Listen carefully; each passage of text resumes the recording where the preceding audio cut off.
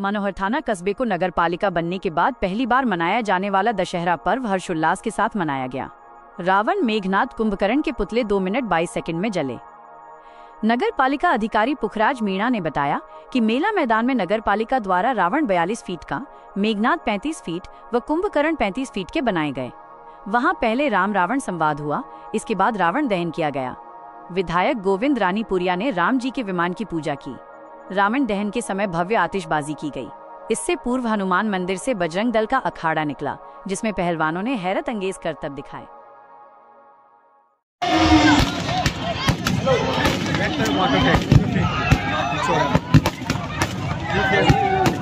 water